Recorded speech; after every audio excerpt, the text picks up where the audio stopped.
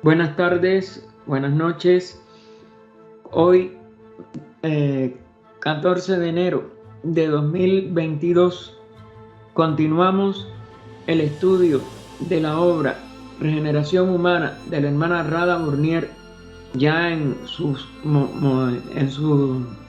llamada original, que la llamada de la semana pasada hubo que hacerla en otro grupo que creamos y que ahora se va a suspender. Y continuamos y ya está preparado para la semana que viene, seguramente cuando terminemos, en la página 40, donde nos faltan instrucciones, es el inicio del párrafo. Hay una beatitud y un poder más allá de nosotros mismos que vienen en ayuda de aquellos que están preparados para recibirlos.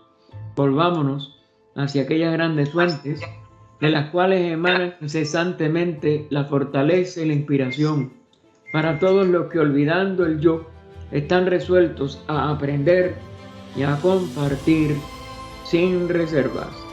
Que aquellos que son la personificación del amor inmortal bendigan con su incesante ayuda y guía la sociedad fundada para que sea un canal para su trabajo. Que ellos le inspiren con su sabiduría, la fortalezcan con su poder y la vitalicen con su actividad.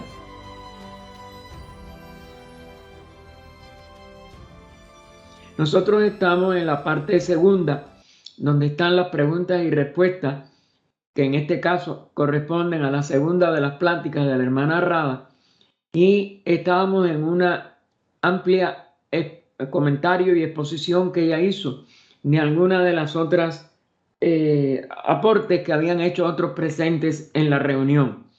Y habíamos llegado a el párrafo, o hasta el final del párrafo. Bueno, vamos a leer el párrafo anterior. Ella nos dijo un sistema para, como dijéramos, para que la mente no se agite.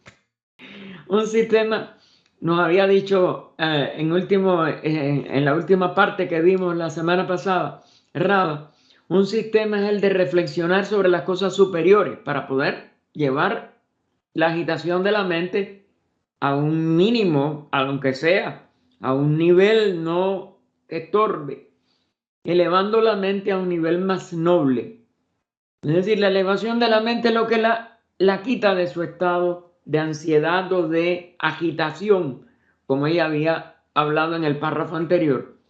Los libros pueden ayudar, es decir, una lectura, ¿cómo se dice?, adecuada, una lectura sobre algo superior, sobre algo que inspire al que lo lee. No os convirtáis en un ratón de biblioteca, porque no es tampoco que nos refugiemos o que escapemos a través de una intelectualidad, pero leed un corto pasaje. Esto es lo que es fundamental. Por cada 5 minutos que leamos de algo inspirador, debemos de meditarlo de 20 a 30. Y ya entonces no es lo mismo y no es una superficialidad de estar leyendo y leyendo y leyendo, que se vuelve otro tipo de agitación. Y dedicad un rato a reflexionar, a ver por vosotros mismos, es decir, por la iluminación que podamos recibir de nuestra propia alma superior, porque no es la mente concreta la que puede de verdad calmarse, es la mente superior la que puede entonces calmar a la mente inferior. Y es a través de reflexionar. Claro, si podemos atender puramente, más profundamente, mejor. De este modo, el estudio puede ayudaros a elevar la mente desde cuestiones personales, triviales, hasta materias universalmente importantes. Es decir, las leyes de la naturaleza, etc. La comunión fue lo último que vimos el viernes pasado, el día 7. La comunión con la naturaleza en silencio. Es decir, contemplar la belleza, contemplar la naturaleza, que es la expresión de sus leyes, también puede ayudar a purificar la mente. Una mente agitada no está purificada como es natural. Y entonces ella continuaba, o vamos a continuar nosotros hoy, lo tuvimos que dejar. No faltan instrucciones. Luz en el sendero, a los pies del maestro, la escala de oro. Da 3 ejemplos fundamentales. También podía haber agregado la voz del silencio, y otros más, cualquiera de los sutras de Patanjali. Hay mucho, pero mientras más a nuestro alcance estén, es lo que va a ser más adecuado para que nuestra mente se eleve. Porque si no, la mente también puede desesperarse si no son instrucciones asequibles a nuestro nivel actual de evolución y a lo que necesitamos de verdad de purificar de nuestra mente inferior. Todas son muy conocidas, pero hay muchas variaciones de esas instrucciones. Claro, a la vez que se ponen en palabras, las palabras tienen que ser diferentes. Sin embargo, la esencia de esas instrucciones es la misma: hacer que la personalidad se eleve hacia su individualidad, hacia su fuente de origen.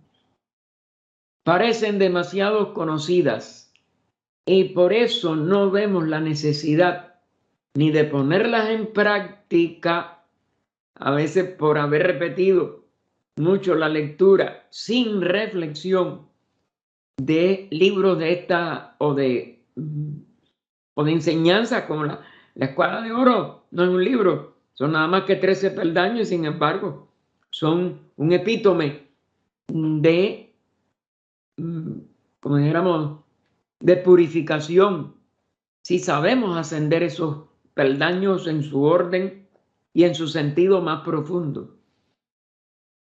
Pero esto mismo, también muchas personas, no, si yo me he leído 1000 veces la Escala de Oro, yo me la sé de memoria, pero eso no es lo que ella se está.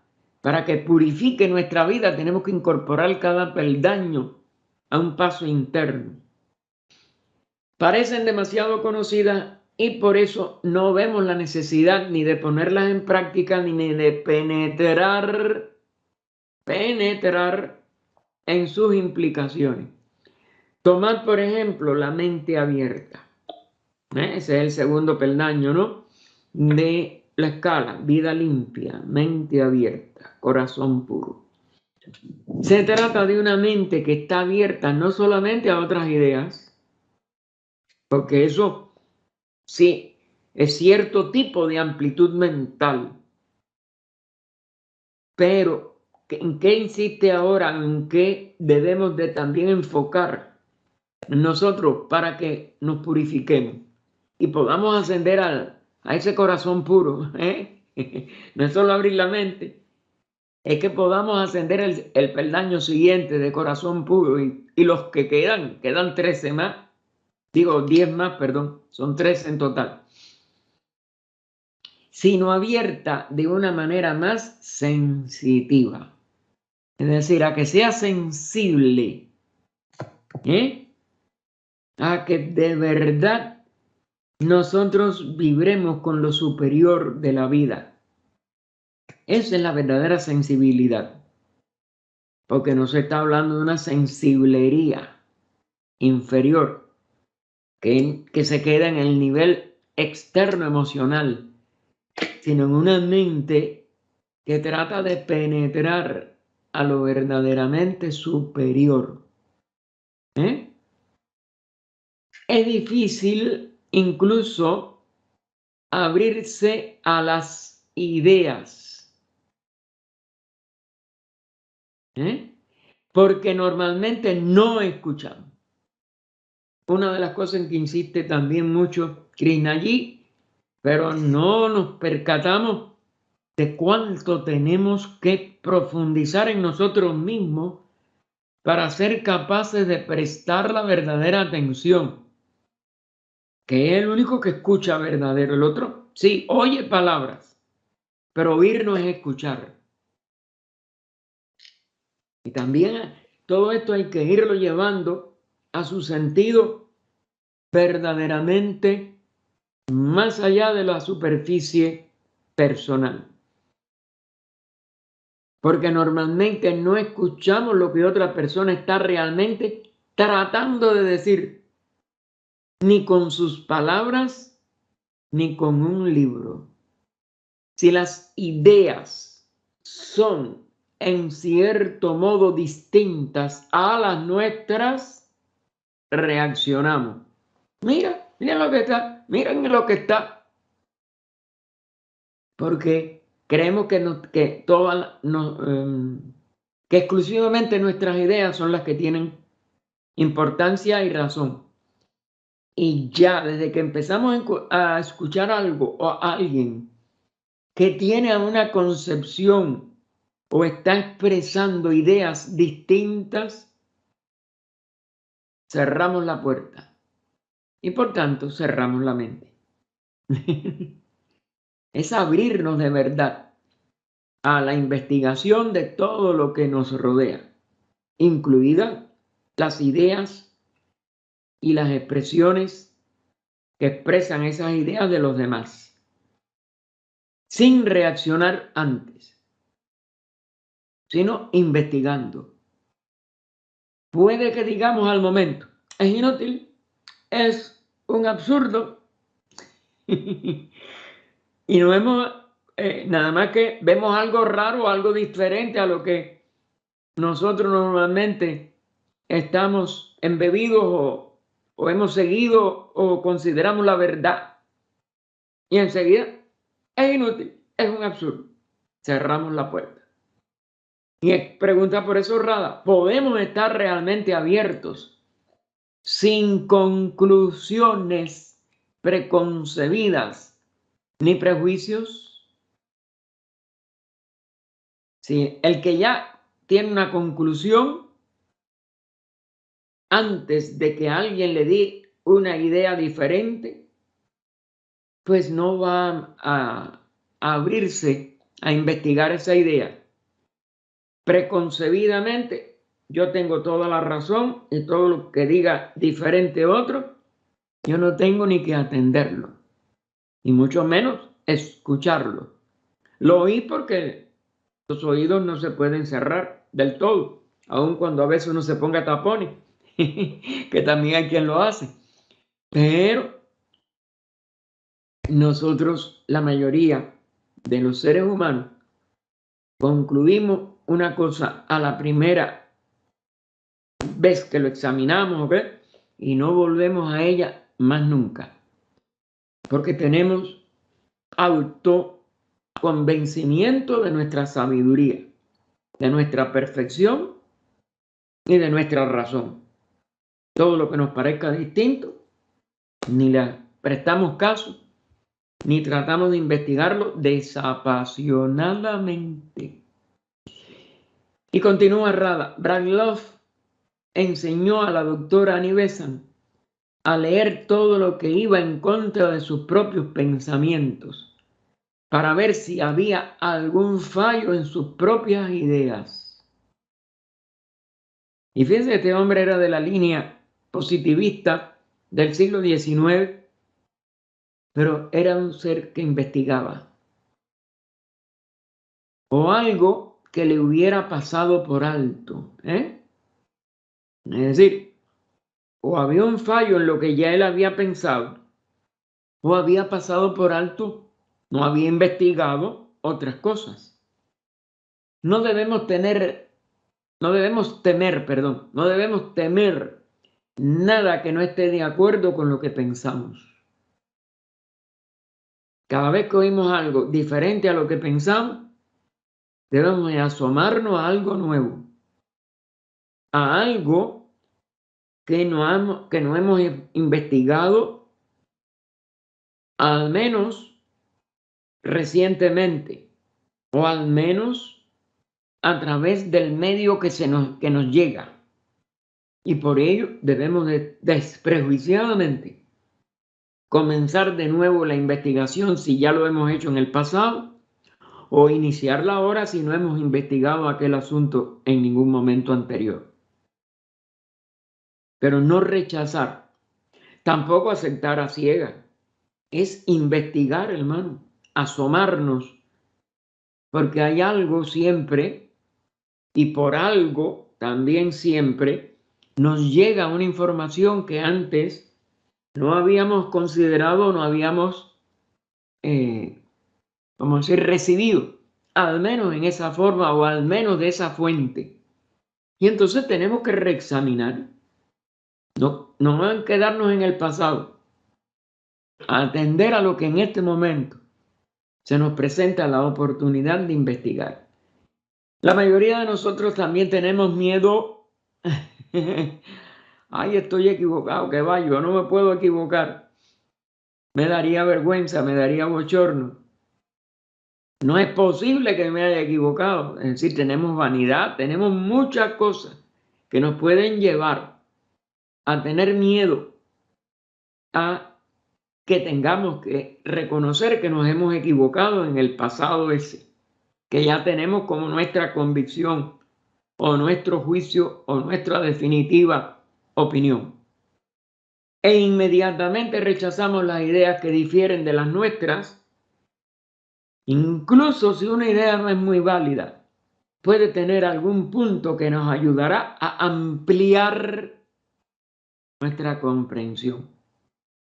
Es decir, nosotros podemos tener una comprensión básicamente hasta correcta, pero si hay algo que sea posible de ampliar en esto que ya hemos nosotros concebido por una investigación previa y vemos que hay otras posibilidades o al menos otra línea de opinión, etcétera, pues nosotros debemos de ser sinceros. Esa persona será por algo que yo no he podido concebir, será por algo que no tomé en consideración, será por algo que no se me ocurrió tomar esa línea, y siempre estar abiertos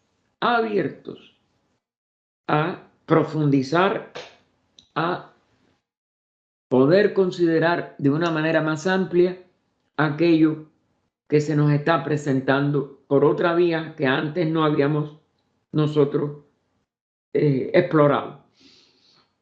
Además, pregunta errada, podemos estar abiertos a lo que se dice entre líneas, la verdad implícita, porque a veces explícitamente no está un aspecto más profundo de una ley y no la hemos captado. Y si a través de otra persona puede haber algo que no hayamos comprendido antes, es una gran oportunidad que nos presenta la vida para que sigamos adelante en nuestra búsqueda. Además, la mente abierta es una mente receptiva, sensitiva. Es decir, que siempre está dispuesta a recibir algo más. Está aprendiendo siempre. No podemos satisfacernos de que ya hemos tenido algún aprendizaje. Y si ahora hay otra oportunidad de que sea más amplio, de que sea más profundo, de que sea más diferente, eso tiene que ser un incentivo, porque todo eso puede encerrar una gran oportunidad de aprender. Una mente abierta no existe cuando hay ideas prefabricadas, prejuicios y deseos. La mente desviada o ya teñida por el deseo, que puede ser muy emocional y por tanto muy equívoca, pues hay que tener el mismo cuidado y volver a tratar de penetrar lo más profundo de esa cuestión o de esa visión o de esa investigación posible o de posible investigación. Una mente abierta está lista para examinar las cosas desde cero. Es decir, no importa cuánto tiempo, no importa cuán profundo, no importa en qué forma haya llegado a nosotros aquella concepción de algo. Si la mente está libre, siempre va a examinar de nuevo. Y no desde algo anterior, sino de ese momento presente. De esa oportunidad que se le da de abrir la mente a algo que anteriormente no se había abierto y no se había profundizado lo suficiente al menos. De modo que hemos de investigar las implicaciones de las enseñanzas, incluso las simples frases como la mente abierta, y ponerlas en práctica. Es decir, también, hasta ayer yo tenía un concepto de mente abierta. Hoy yo puedo tener uno más profundo. Pues tenemos que lanzarnos como si fuera la primera vez, porque en realidad todo es primera vez, que tuviéramos el reto de una mente abierta en relación con esta escala de oro. Esto es parte de la preparación para la vida espiritual, para de verdad capacitarnos como un verdadero Brahman en el sentido de las castas más superiores y más altas de la India.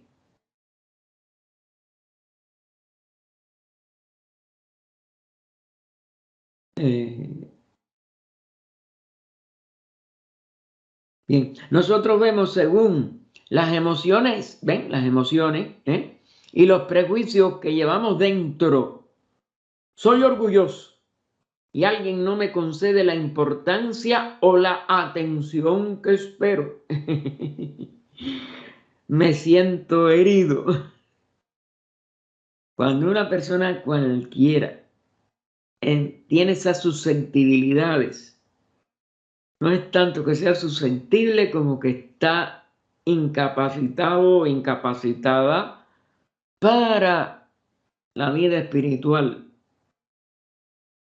que requiere el abandono de todos estos aspectos de la separatividad. Uno puede sentirse, no, perdón, pero como dice el Bhagavad Gita, no hay honor ni deshonor, todo está dentro de nosotros. Uno puede sentirse honrado o deshonrado, depende de la propia imagen que tenga de sí mismo. Y aquí tiene que ser muy diferente nuestra, ¿cómo se llama? Nuestro enfoque de todo lo que nosotros tengamos que ver, si somos verdaderos buscadores de la sabiduría dentro y fuera de nosotros, y si somos capaces de renunciar a lo personal, que nunca va a ser verdaderamente importante.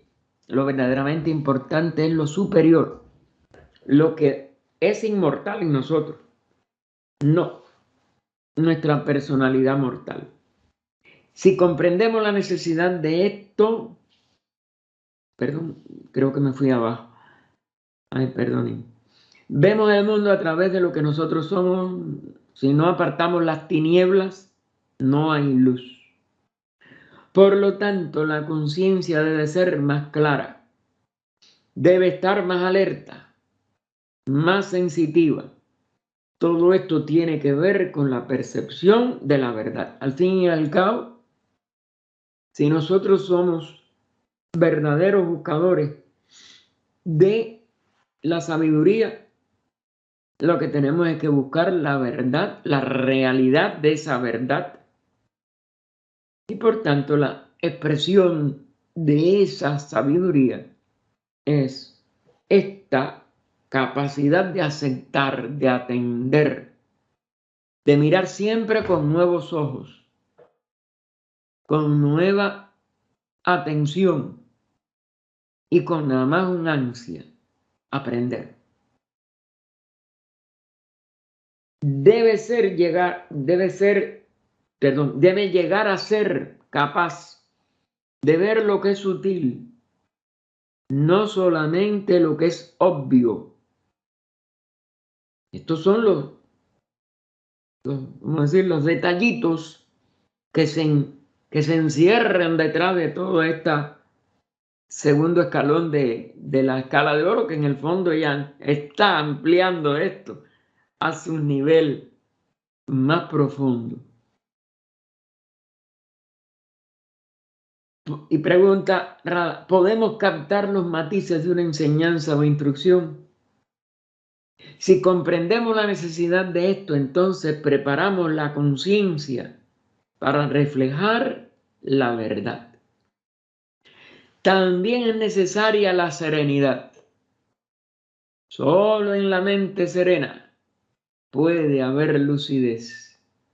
El lago tranquilo, donde puede reflejarse la luna, el rostro, cualquier cosa, con fidelidad si no hay viento.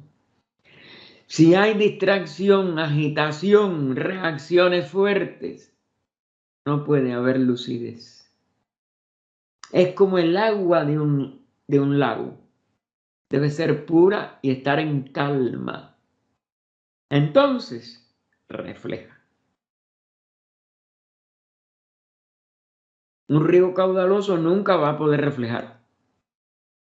Un lago que no tiene corrientes, ni hay viento, ni hay nieve, etc. Igualito que un espejo, que podemos nosotros contemplar cualquier imagen que se refleja en esa agua pura, serena, en calma. Y hacen la siguiente pregunta. ¿Cómo puede uno simultáneamente observarse a sí mismo y olvidarse de sí mismo? Parece un par de opuestos. ¿Cómo puede uno simultáneamente observarse a sí mismo y olvidarse de sí mismo? Una de las hermanas que me parece, bueno, y después hay otra, W, que se ve, me parece que es Consuelo Burón, dice, tal vez cuando uno se observa a sí mismo, no puede olvidarse de sí mismo.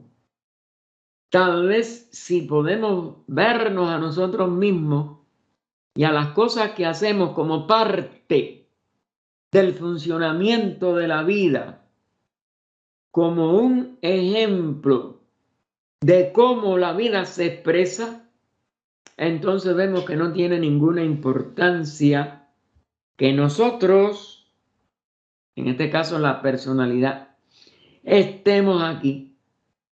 Lo que vemos es algo que está ocurriendo en el universo y es parte del universo. Fíjense qué salida le va dando, ¿no? Uno se puede observar a sí mismo, pero de una manera impersonal. Como algo que ocurre, más nada. Pero que es del universo, no de un yo personal separado. GH dice, tal vez si pudiéramos observarnos de la misma manera que observamos cualquier otra cosa en este mundo, no existiría división y no habría ninguna necesidad especial de olvidarnos de nosotros mismos. Es decir, esta persona o este ser lo lleva todavía a un nivel más total. La verdadera observación pura. Aunque es con respecto a esa capacidad de observar lo que somos o cómo nos expresamos, etc. Pero sin ningún personalismo.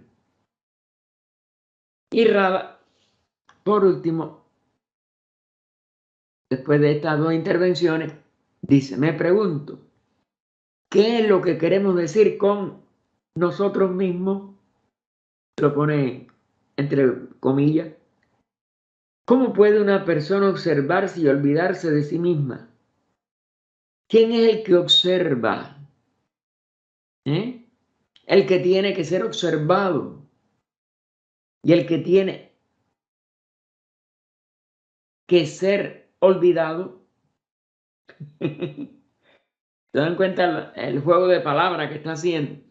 Y ella dice, cada vez tengamos que examinar aquí toda la pregunta, más bien que contestarla. Claro, esto es una cosa para poder prestar una atención pura y quitar este juego de palabras que puede ser, como si dijéramos, peligroso, que nos quedemos en las palabras huecas, hermano, que es lo que la mente más externa, la mente inferior, desgraciadamente tiende a hacer. Continúa Rada, esta investigación debe ser experimental y puede que tenga que continuarse de vez en cuando. ¿Cómo podemos ir despertando a un nivel más profundo de autoexamen, donde el yo separado no tenga, como dijéramos, protagonismo ni función? Esto es dificilísimo, como es natural. Preguntas como, ¿cómo podemos prestar atención constantemente? Se hacen a menudo. Es decir, este tipo de preguntas es lo que ella quiere decir. ¿Cómo podemos prestar atención constantemente? Ese es uno de los caballitos de batalla, también de Krishna. Allí, esto es todo psicología lo que están aquí tratando de presentarnos, y lo psicológico de cada uno de nosotros, donde está el nudo gordiano, de cómo podemos ir más allá de la personalidad y que nosotros sigamos siendo conscientes, pero en el nivel individual. Es ganar un gran, vamos a decir, triunfo interno de conocernos mejor. Porque si nos seguimos autoengañando, aunque digamos que nos estamos tratando de conocer, pues hay grandes peligros de autoengaño, que es en donde hemos estado en todas nuestras primeras etapas de evolución. El humano se identifica con su cuerpo, cree que es el cuerpo. El ser humano se identifica con su opinión, nivel de instrucción, es decir, su verdad, entre comillas. Y todo eso es una de las formas de Maya en nosotros. ¿Cómo limpiar esta costra que en el sendero de ida, como se le llama, ¿no? El Paravitri marca, el sendero de ida, de buscar experiencia? La inmensa mayoría de nosotros está apresada. Y por eso vienen todas estas dudas. Y este tipo de contrapreguntas, como el que está planteando Rada. Así que preguntas como ¿cómo podemos prestar atención constantemente? Se hacen a menudo. Si se parte de la idea de que se debe prestar una atención constante, no habrá atención sino una forma de ambición que debilita paulatinamente la posibilidad de atención. ¿Se dan cuenta cómo ella aquí nos pone ante una de las disyuntivas de nuestra vida mientras estamos en cuerpo físico y en vigilia dentro de ese cuerpo físico. Y el subconsciente, la personalidad, nos mueve a que mucho de esto no es nada más que un proceso ambicioso de ponernos por arriba, ponernos por arriba de los seres que nos rodean. Así que ella es una forma, sin una forma de ambición, que es una de las cosas que tenemos que estar muy atentos, que debilita paulatinamente la posibilidad de atención. Cuando la verdadera atención profunda, si no es ambiciosa, es entonces capaz de despertarnos a niveles de nuestra más alto de nuestra personalidad, o aún a los peldaños inferiores de nuestra individualidad. Y termina con: así pues, para empezar, observemos de vez en cuando. De vez en cuando. Y vuelve a preguntarse, o a preguntarnos, porque es a todos, ¿no? ¿Cómo puede haber observación de uno mismo? Ni siquiera conocemos la existencia de este ser, a menos que suceda algo. Por ejemplo, cuando surge un pensamiento y yo digo, esto es lo que pienso, surge una reacción. Y yo digo que es mi reacción. El cuerpo va a alguna parte, pero detrás de él, de ese cuerpo, hay el impulso que lo dirige. Así que digo, estoy yendo.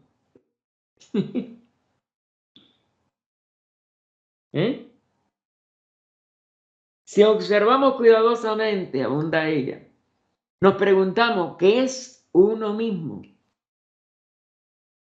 Hay una parte que dice, estoy yendo hacia la otra habitación. Otra parte dice, el cuerpo está yendo hacia allí. El aspecto de conciencia que no está identificado con el cuerpo se da cuenta que el cuerpo es el que está yendo, el que se está moviendo. La mayoría de nosotros nos damos cuenta de vez en cuando de que el cuerpo no soy yo mismo. Entonces podemos abandonar la idea de que el cuerpo sea uno mismo, al menos en teoría, porque todo esto son pasos muy difíciles de dar al nivel más alto de la individualidad.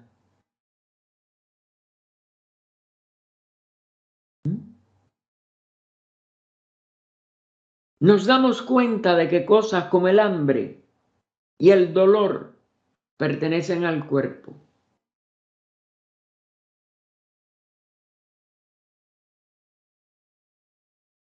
Sobre todo el dolor, cuando se plantea en un punto y sabemos que si friccionamos a veces nada más la piel de ese lugar que nos duela. Pero no tenemos, mientras no avancemos mucho más adelante, una clarificación de todos estos aspectos de uno mismo. Porque no solo somos el cuerpo físico, somos el emocional. No solo somos el cuerpo físico y el emocional, somos el doble etérico. Es decir, nuestra constitución es mucho más compleja. Y nosotros no somos conscientes cabalmente de todos nuestros aspectos y de todos los repliegues de nuestra conciencia.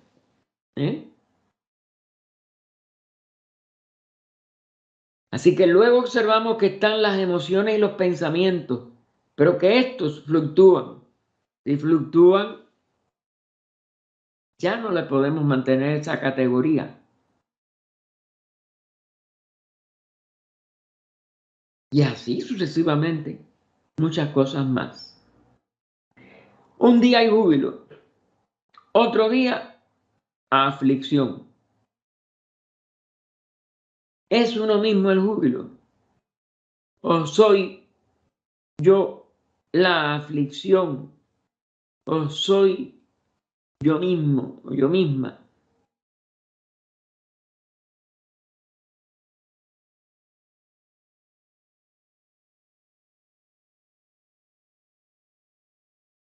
Y vuelve.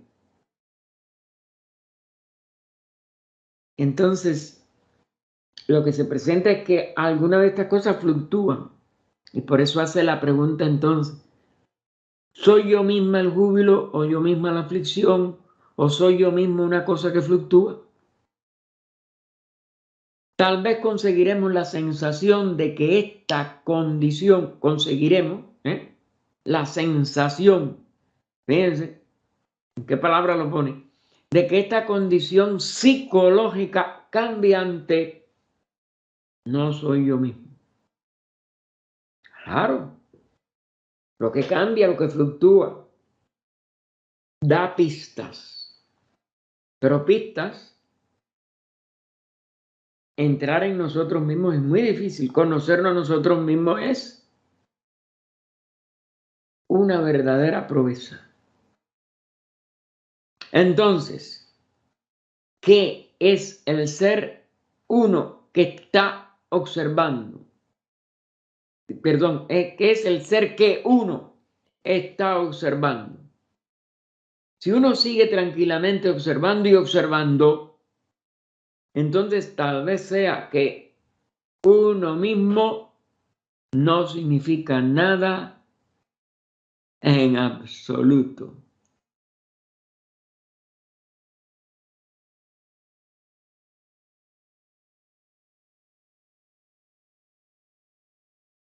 Y avanza todavía más. Óigame, esto es para meditar, para atender años. Entonces, ¿qué soy yo mismo o yo misma con ella? Soy una especie de entidad no existente, pero me he acostumbrado a pensar que ese yo mismo existe realmente. Es decir, lo vamos repitiendo, repitiendo y lo damos ya por descontado, pero no sabemos quién es ese yo. Nadie se conoce a sí mismo, hermano.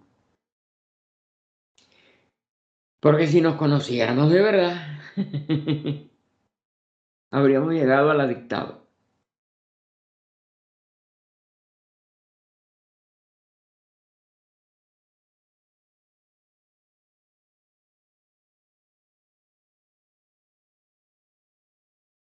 Hemos imaginado que existe el yo mismo del cual llegan las fluctuaciones y las perturbaciones, a lo cual pertenece el conocimiento y el gozo. Pero cuanto más miráis vosotros, menos encontráis. Las palabras son inapropiadas, pero no existe otro medio de comunicación. Aquí donde está. La palabra no es la cosa, como hubiera dicho Krishna allí, o dijo muchas veces, más bien.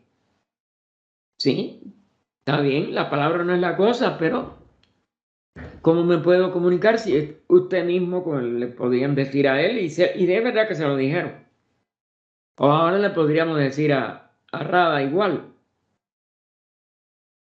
Pero es el único medio que tenemos de saber de usted, de saber de todos, del comprender aún a los que ya no están con nosotros, es por las palabras que quedaron de ese ser. No tenemos otro medio de comunicación. Este es otro de los, como dijéramos, de los puntos cruciales o del nudo gordiano, como se acostumbra a decir siguiendo la antigüedad. El nudo gordiano que nadie puede atreverse a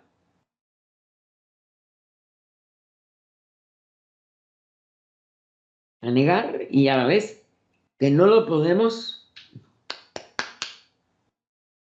realizar como la única realidad, que es lo que se nos explica que logran los grandes seres y los adeptos.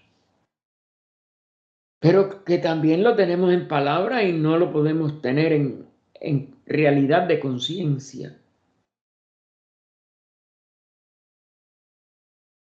Cuando se dice, cuanto más miráis vosotros, ¿quién es el vosotros que mira? Así pues, cuanto más hay que mirar, menos hay que encontrar.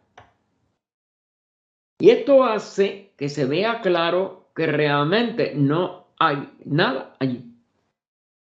Ese es el yo que se había olvidado, porque se descubre que lo que nosotros imaginábamos que era yo mismo, el centro, no existe. ¿Eh?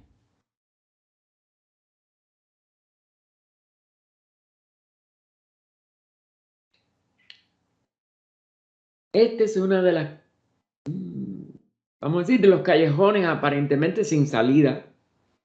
Y lo digo aparentemente, que tiene la conciencia personal. La personalidad llega aquí y se queda, como si dijéramos,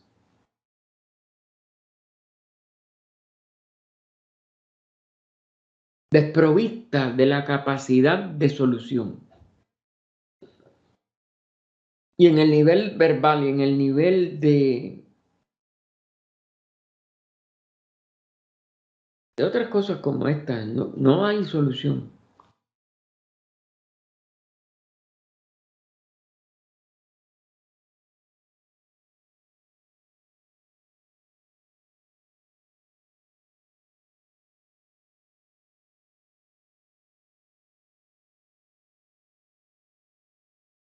Y esto hasta que no lleguemos, hermanos, no tiene eso, porque seguimos dándole vuelta a las palabras. Y mientras sigamos en la personalidad, no vamos a poder resolver este misterio de nosotros mismos, que se convierte en algo, en el nivel intelectual y en el nivel personal, sin solución. Y como ya digo, no hay otro medio de comunicación, lo tenemos que nada más que plasmar en estas palabras. Y sin embargo, ahí está la vida entera, total, todo, del todo, de toda la vida universal. Y este es el kit del autoencierro humano,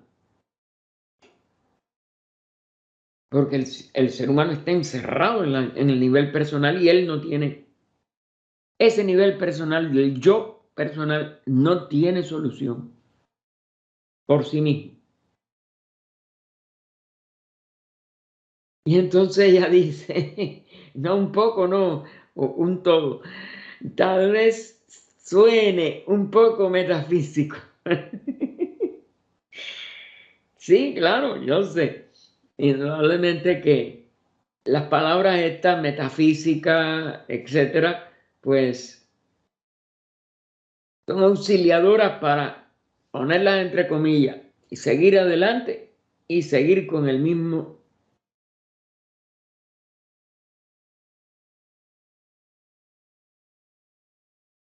Porque no hay otro, no hay otro nombre o no hay otra.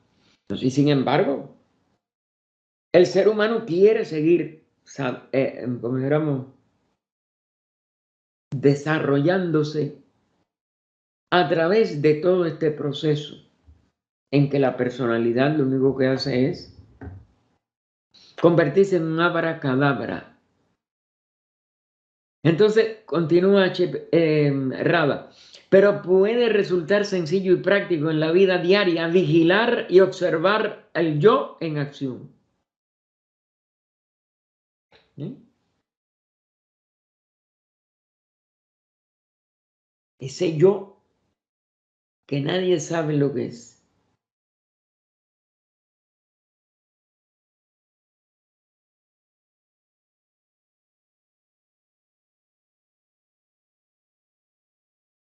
Solo podemos verle cuando se mueve. Si hay unos momentos en que la mente no se mueve y hay una absoluta quietud, no hay ningún yo que ver. Pero yo creo que este es uno de los, vamos a decir, de los momentos a que la mayoría de nosotros no ha llegado.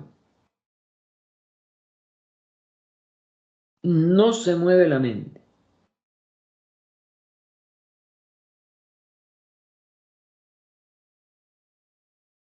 Y entonces el yo desaparece.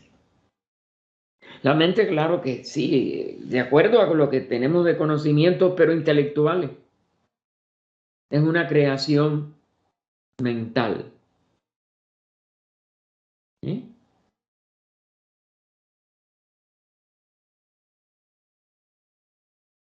Pero no, no la podemos nosotros agarrar por el cuello. Porque entonces somos el yo. Así que no hay ningún yo que ver si la pudiéramos dejar en absoluta quietud. Y a veces ni por un segundo, hermano. Ahora, continúa Rada. El yo se ve que existe solo en relación con el otro. Yo digo, me gusta la rosa. Esto quiere decir que observo la rosa, que soy consciente de mí mismo y de la rosa. Esto también pasa en relación con las imágenes de la mente.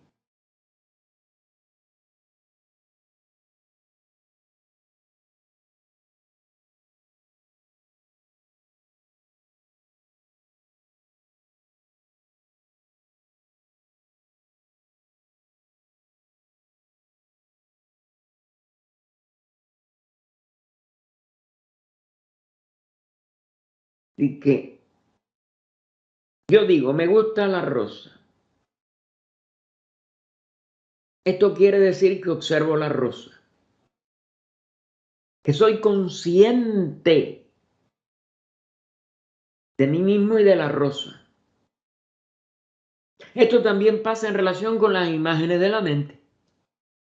Observamos todo esto y nos damos cuenta de que desde un centro interior tienen lugar los esfuerzos de lucha, de codicia, de aficiones. La reflexión demuestra que mucho de esto es inútil, innecesario y perjudicial. Y entonces hace que reine la calma.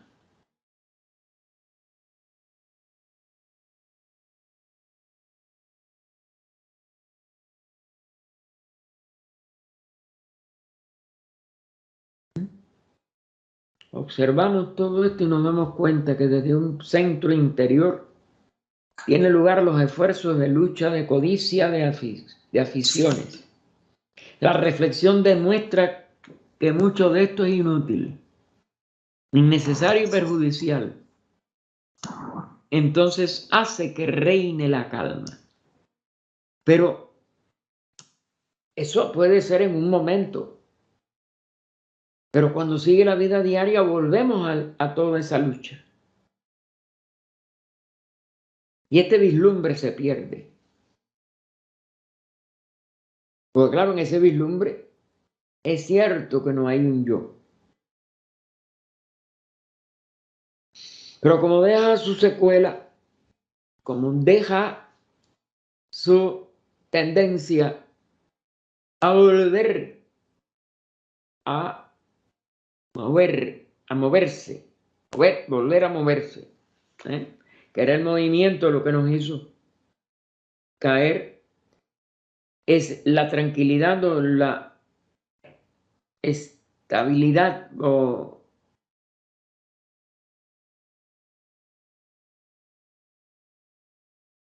no, porque también esto lo podemos convertir en un juego de palabras, hermano. Este es el peligro de todo esto.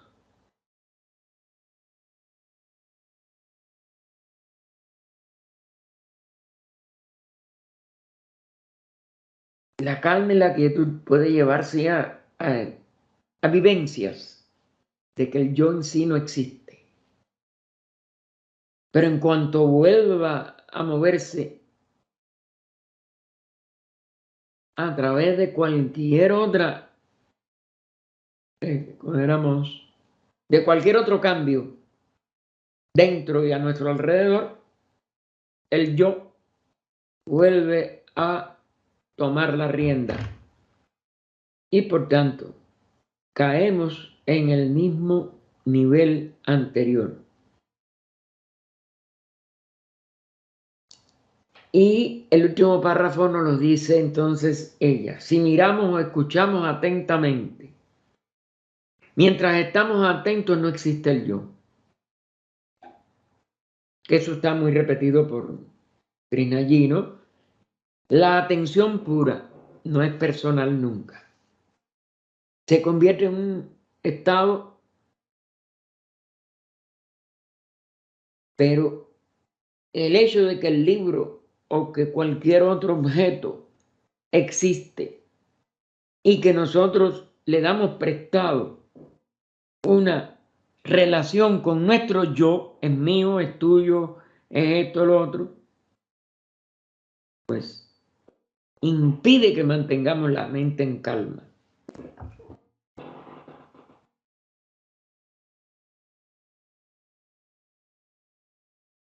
Solamente ese estado de atención es el que disuelve, vamos a decir, o hace inoperante esta expresión de un yo separado. Cuando hay un profundo sentimiento de belleza, un verdadero sentimiento de amor, no lo que corrientemente llamamos amor, es un verdadero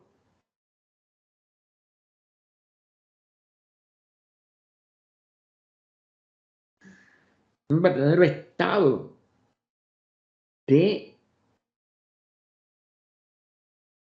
calma total, de observación total, de entrega total. Ahí es donde el yo puede dejar de existir por ese amor, por ese estado de unidad, de comunión, como ella dijo hace 2 páginas. Y ese yo no existe. La observación y el olvido no pueden tener lugar simultáneamente y constantemente. Otro de las resultantes de nuestro estado transitorio, vamos a decir. No alcanzamos eso como una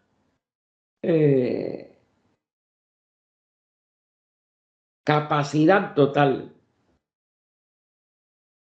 A medida que avanzamos, puede que algunas veces percibamos algo. Y poco a poco, borrando el yo, puede que algunas veces, pero fíjense que ella lo pone como posibilidades, podamos estar observando y escuchando en silencio. Y si hay momentos en que no somos tan conscientes, perdone, de nosotros mismos, y hay paz. Pero, el pero de percibir el yo como nada, solo se imaginó que no existía, lo cual no es exactamente olvidarlo, es decir, es realizar que no lo es, que no es algo, es una nada, es realmente trascenderlo.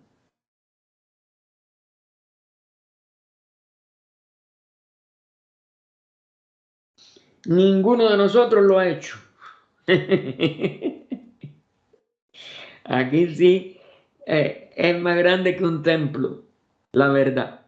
De modo que no hay nadie que pueda dar realmente una buena respuesta. Ahí sí. ¿Ven cómo se llega? Ella tenía un don de sinceridad extraordinario.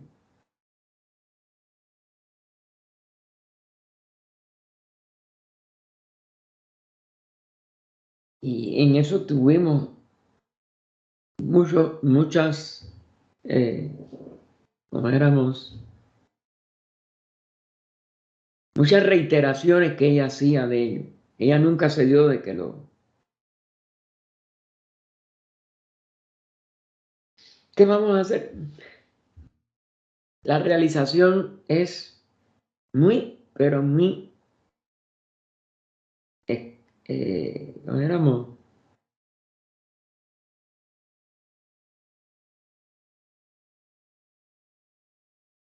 No inalcanzable, porque es que no hay que alcanzarla, es despertar a ella. Esto es lo que eso, pero indudablemente, miren que nosotros hemos estudiado a Krishnamurti, la llevamos ya varios años en la logia Nivesan, ahora de nuevo, y, y esto mismo que ella nos dice aquí, él no lo dijo tan claramente, pero indirectamente está también en todo lo que él plantea. Y entonces preguntaron, ¿por qué no podemos o no queremos dar el último paso y renunciar a todo? Porque la misma renuncia sería desde el yo, hermano.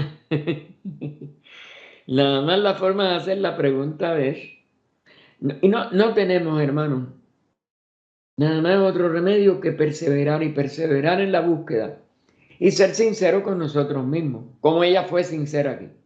¿Eh? Ninguno de nosotros lo ha hecho. Barajamos palabras, barajamos situaciones, etcétera, etcétera. Pero hasta ahora es fracaso absoluto.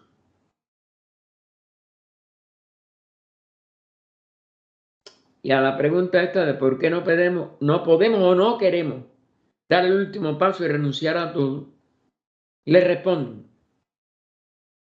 primero hemos de dar el primer paso día a día, minuto a minuto.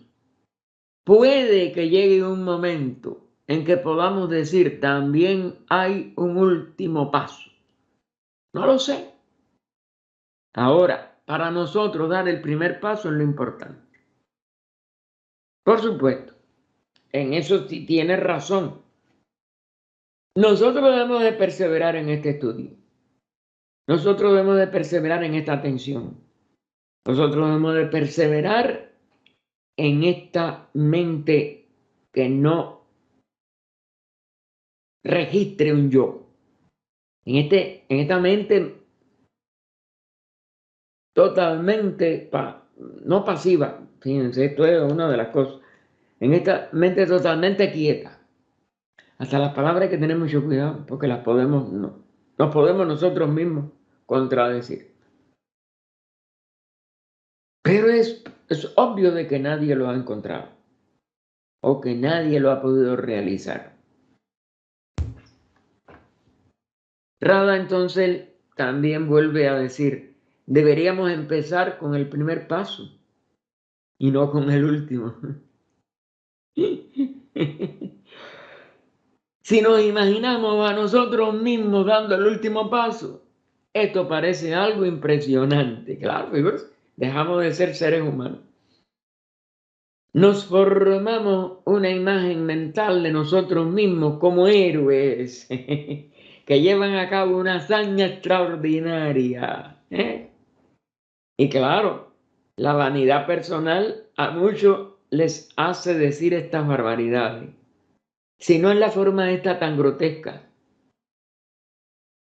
como es que nadie se lo va a entender. ¿eh? No es sencillamente algo que haya realizado otro ser, excepto Krishnajit y hasta un punto, porque indudablemente que él no estaba siempre en ese estado, me parece. Si no, no hubiera tenido los... Aparte, no hay ningún instructor o las palabras no le querían, no quería que se le diera instructor, pero bueno, para nosotros lo es. Ningún instructor que haya podido obtener un éxito total o definitivo, ni aún el señor Buda. Vamos a empezar indudablemente a contradecirnos, tenemos que cesar de hacerlo y ser conscientes de que tenemos todos los días que empezar como si fuera por primera vez. ¿Sí? Como si fuera por primera vez. Y ella ahora cita de una de las obras antiguas de la India. El Yoga Yasista es un antiguo texto que se caracteriza por su contenido de profundas verdades, aunque muchas se presentan en forma de historias. Recuerden, esta es una de las formas del antiguo ocultismo, las narraciones de hechos que no son historia o que se presentan bajo la vestidura de historia. Pero sabemos que todo eso es nada más que una dramatización de un proceso de desarrollo interno. La sección India ha publicado un número especial de su periódico, es la revista, esto es, no sé por qué le pusieron aquí periódico, la revista teosófica de la sección de la India, que contiene algunas enseñanzas encontradas en el libro. En él se explica que cierto rey buscaba el camino de la liberación. Meditó durante largo tiempo, pero no ocurrió nada, como pasa con nosotros, porque en realidad no sabemos meditar como es natural. Luego se desprendió de sus vastas posesiones y se marchó al bosque. Allí meditó de nuevo durante años, pero no ocurrió nada. Luego se desprendió de unas cuantas cosas de las que se permite tener a los ermitaños. Sin embargo, no ocurrió nada. Finalmente apareció ante él un santo brahmin. Y el rey se dio cuenta de que estaba pegado a la idea de la liberación.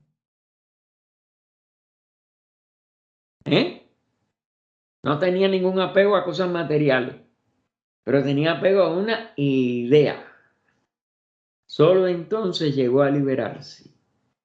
Regresó a su reino y vivió felizmente a partir de entonces.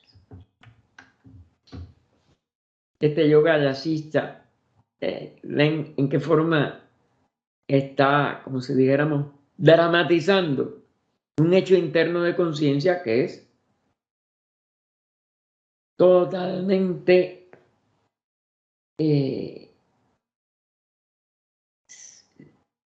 sin posibilidad de compararlo con eso, ¿qué es la liberación? Porque no tiene palabras, ahí es donde está entonces, y no se puede comunicar. Aunque pongan que el santo Brahmin fue el que se lo dijo, no se lo dijo. Ahí son para mí que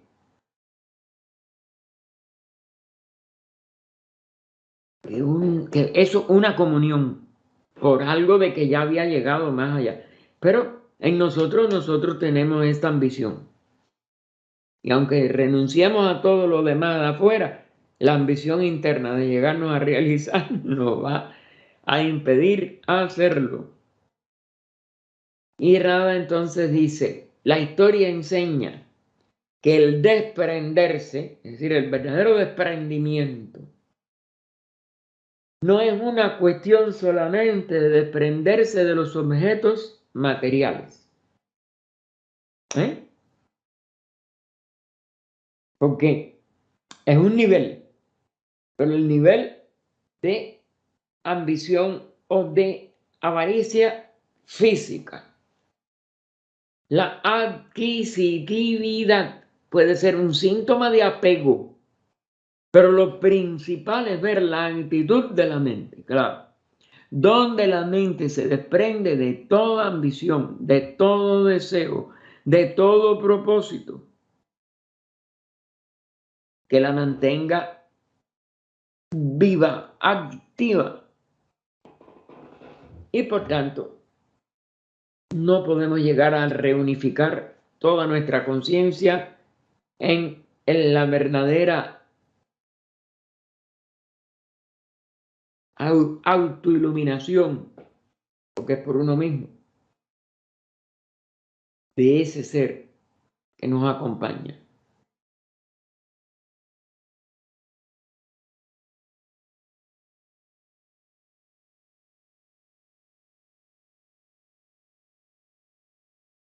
Y él nos pregunta, ¿y está la mente apegada internamente? Y ahora nos resalta en negrita, si el desprenderse es doloroso, significa que hay apego.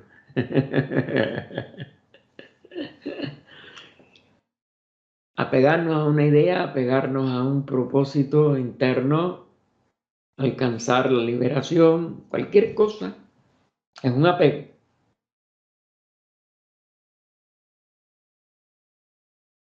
Y desprendernos de cualquier vibración mental, que son las que repetimos y las que estamos buscando y las que disfrutamos, etcétera, siempre va a ser doloroso y nos impide alcanzar la autorrealización. Podemos estar apegados a ideas, a nuestra propia imagen, etcétera. Hemos de descubrir hasta qué punto estamos apegados, a qué estamos apegados y cuál es la naturaleza del apego.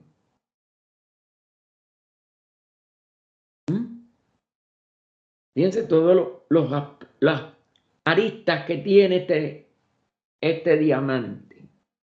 Porque ella pone un etcétera. Fíjense, eso sigue y sigue.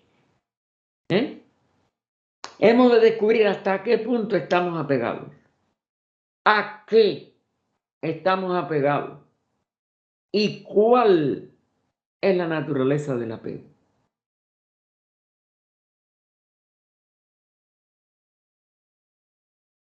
Así que figúrense, miren lo complejo que es.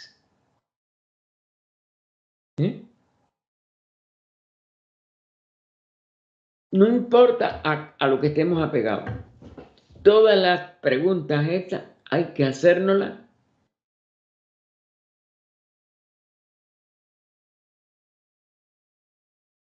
y no tenemos ninguna solución en palabras, hermano.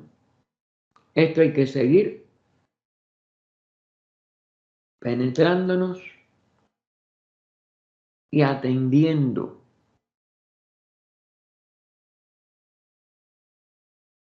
Y pregunta Rada, ¿por qué nos agarramos a las cosas que sabemos que son temporales?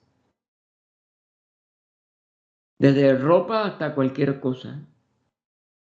De un solo golpe la muerte nos lo quita todo.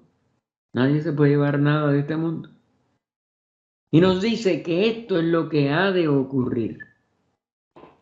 Pero no aprendemos a soltarnos, a prepararnos para la muerte como Sócrates, y otros han aconsejado, y la muerte sobre todo, desde el momento en que nos entristece la muerte de nuestros seres queridos,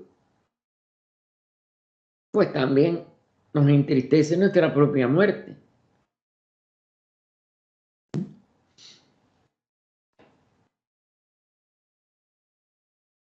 No podemos apegarnos a nada. En uno de sus libros, Leadbeater dice que si hay una cosa de la cual todos podemos estar seguros en esta vida es la muerte. Y claro, él repetía lo que muchos místicos y otros grandes han dicho. Santa Teresa lo tiene en una de sus obras, que no me recuerdo cuál, si es El Castillo Interior o algo así, que dice, nada más seguro que la muerte, nada más incierto que su hora. ¿Eh? ¿Eh? Nada más seguro que la muerte, nada más incierto que su hora. Porque nadie sabe cuándo se va a morir. Puede ser que ya en la gestación de nuestra muerte, porque sí, hay algunos seres que la vislumbran, o que la perciben, o que la sienten, no sé, o la realizan, o su cerebro lo recibe. Hay algo de eso. Porque no es una sola persona, eso lo hemos visto en muchas personas. Nuestra propia muerte y la muerte de todos los demás es cierta, pero nos comportamos como si fuera la más inesperada y más desafortunada. Porque lo mismo pasan, por ejemplo, 70 y pico, 70 y pico de años de la muerte de un familiar, como fue mi papá. Y a mí me parece que no me puedo acostumbrar. Y me parece que lo lamento más hoy que cuando tenía 11 años. ¿Eh? Lo consideramos así, ¿no? Y yo, si él hubiera vivido, si él hubiera podido estar para esto, para esto y para esto y para esto que uno pasó después que él murió. Y así sucesivamente.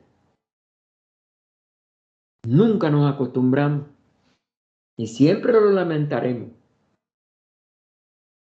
¿Por qué no tenemos siempre presente que hemos de partir y aprendemos a hacerlo con buena disposición y bien informados? Claro, la información es la más difícil de obtener, de convencernos, ¿no? Aunque lógicamente sea la ley, etcétera, etcétera. Pero el tránsito es, como si dijéramos, tan único para cada uno de nosotros que la información de otras fuentes no es lo que vale. Es si nosotros pudiéramos vivenciar cómo vamos a morir y sentir todo eso para poderlo entonces asimilar pero la mayoría de nosotros nada más el miedo nos paralizaría el resto de la vida. Así que aquí discrepo de Rada, creo que ni bien informado. Si empezamos a desprendernos, si estamos cada vez menos apegados, entonces puede que llegue el último paso. Es decir, cómo desapegarnos de la vida en la práctica, en que de verdad no tengamos ninguna preocupación de lo que vamos a dejar atrás.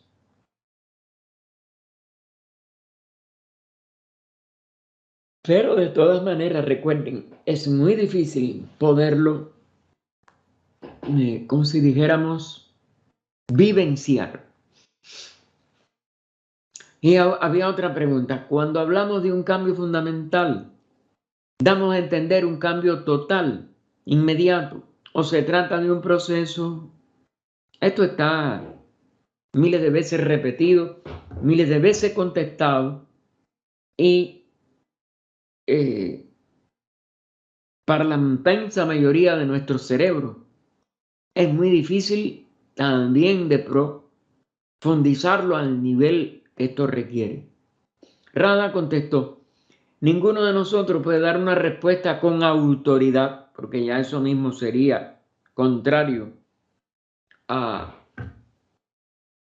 autodesarrollo que cada uno de nosotros tiene que tener y la autoinvestigación que cada uno tiene que realizar.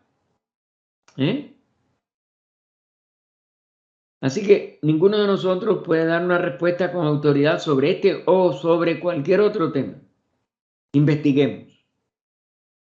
Y ahora pregunta ella misma: ¿existen muchos cambios diferentes que culminen en un cambio fundamental? Es decir, es una serie de causas y efectos que lleva al último. Existe un proceso en el sentido de que cada vez que el yo se manifiesta, ¿se es consciente de ello? Obviamente.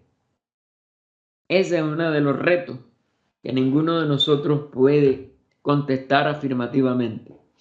Utilizando el lenguaje figurado de la voz del silencio, cada vez que el polvo empaña el espejo, se limpia.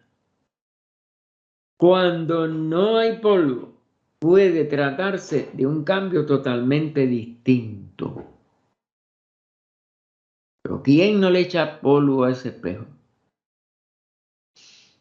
Tal vez hay cambios dimensionales, como el salto desde la conciencia animal a la autoconciencia del hombre.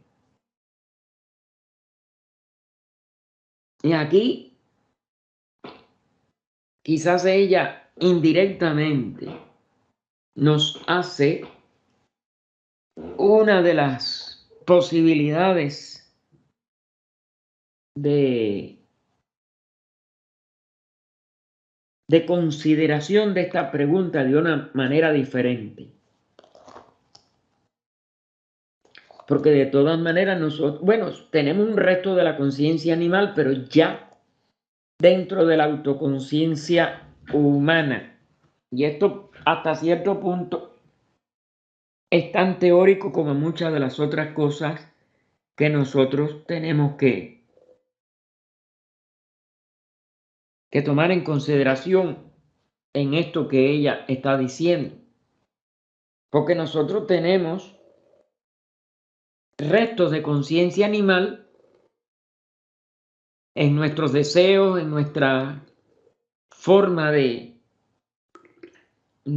como dijéramos, de reaccionar instintivamente, porque tenemos un resto de instintos, pero en el animal es la conciencia total de él. En nosotros está totalmente modificado por la autoconciencia, así que la respuesta a esto no es no es muy fácil, vamos a decir.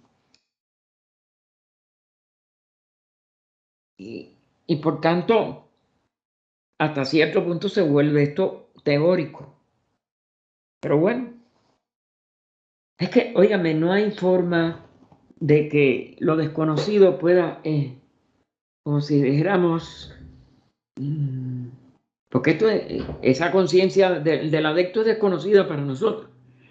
Puede medirse por un conocimiento de un pase anterior, aun cuando, repito, no tenemos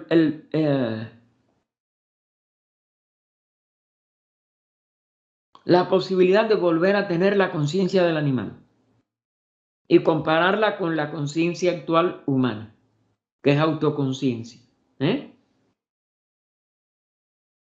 Y entonces, bueno, ella continúa este posible, ¿no? Este posible tal vez, si pudiéramos de verdad pasar, pero tiene que ser, repito, en conciencia, de una conciencia totalmente animal, instintiva, que no es autoconsciente, a la autoconciencia humana, que es la que conocemos. Pero la del adecto la conocemos. Y entonces, bueno, puede que sea un cambio fundamental, parecido al que traslada al ser humano a una esfera totalmente distinta, que es la del adecto, hermano. Puede que no sean contradictorios, Puede otra vez, fíjense, ella no lo puede asegurar, porque tanto el cambio dimensional como los procesos consistentes en muchos pequeños cambios podrían formar parte del esquema. ¿Eh? Claro, porque es como si dijéramos un solo cambio, vamos a decir, o muchos pequeños. Me inclino a pensar que el hecho de que haya varias etapas o varios niveles de progreso, es decir, el aspirante a la vida espiritual, el discípulo en probación, el discípulo aceptado, el hijo del maestro, el iniciado de primera gran iniciación, segunda, tercera, cuarta, y el adepto, creo que indica que es lo segundo. Y por tanto, ¿cómo podemos nosotros saber dónde se produce la dimensión total que parece ser en el adeptado, como es natural? Pero ¿hasta dónde los cambios intermedios o previos representan ese proceso de cambio? O nada más que, como si dijéramos, condicionales para que el salto inmediato, el total, se produzca. ¿Quién puede contestar todo eso, hermano? Estamos haciendo preguntas que yo creo que en cierto aspecto se vuelven especulativas porque no tenemos. Tenemos que esperar y nada más que, como dijéramos, hacer todo lo posible para prepararnos y para alcanzar lo que hay que alcanzar. Otra de las hermanas, que yo creo que era Consuelo Burón, como yo le he dicho ya anteriormente, dice: como yo lo veo, lo que ocurre es un proceso. Claro, porque es lo que les he dicho.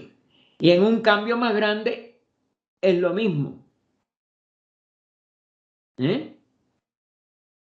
Lo único que uno es inmediato y de un solo brinco, vamos a decir, y el otro tiene varios brincos, vamos a hablar, y varios momentos o varios procesos.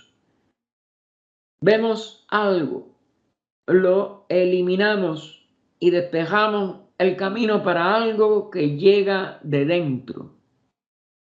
Puede ocurrir continuamente con las pequeñas cosas o puede ocurrir de una manera mucho más espectacular o a mayor escala. Lo que pasa en un proceso es que de repente somos conscientes de lo que estamos haciendo, de cómo somos. Eso es en sí un cambio que llega de dentro porque algo se ha eliminado. Si se trata de una cosa pequeña que llega de vez en cuando, lo llamamos proceso. Si llega de repente y a una escala realmente grande, podemos llamarlo un gran cambio. Aquí lo tenemos que dejar, hermano. El próximo 14 continuaríamos en la página 42. No, ya pasamos a la 43. Inicio de la página 43.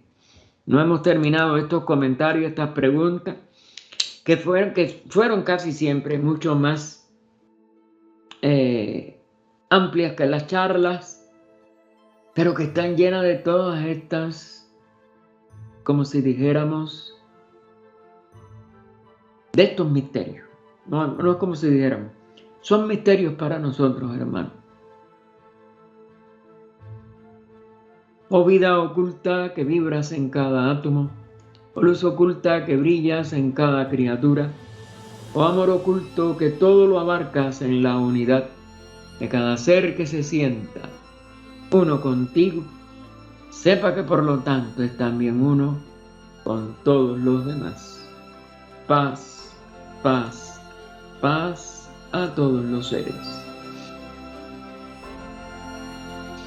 Continuamos en una hora en nuestro estudio de los viernes, de un estudio sobre la conciencia de Annie Besant. Gracias por toda la atención que hayan podido prestar, que se han mantenido en silencio.